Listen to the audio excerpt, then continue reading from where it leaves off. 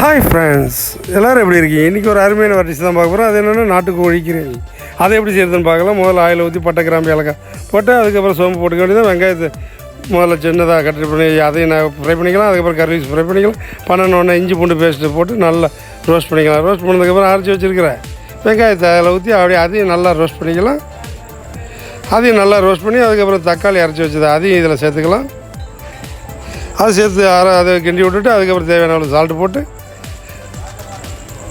அதுக்கப்புறம் அப்படி அதையும் ரோஸ்ட் பண்ணிக்கலாம். ரோஸ்ட் பண்ணதுக்கப்புறம் நம்ம வெட்டி வச்சுருக்கிற நாட்டுக்கோழி அதில் போய் சேர்த்து நல்லா மிக்ஸ் பண்ணிக்கலாம். மிக்ஸ் பண்ண பிறகு மசாலா சேர்த்துக்கலாம். மஞ்சள்தூள், சில்லி பவுடர், கரம் மசாலா, அதுக்கப்புறம் சிக்கன் மசாலா எல்லாத்தையும் சேர்த்து நல்லா ரோஸ்ட் பண்ணிக்கலாம். ரோஸ்ட் பண்ணதுக்கப்புறம் லைட்டாக வாட்டர் ஆட் பண்ணி அப்படி நல்லா மிக்ஸ் பண்ணிக்கலாம். மிக்ஸ் பண்ண நல்லா கொதிக்க விட்டு வேக வச்சு அப்படி மேலே லைட்டாக கொத்தமல்லி தூவி விட்டு அப்படியே சாப்பிட வேண்டியதாக ஃப்ரெண்ட்ஸ். ஓகே, பாய்.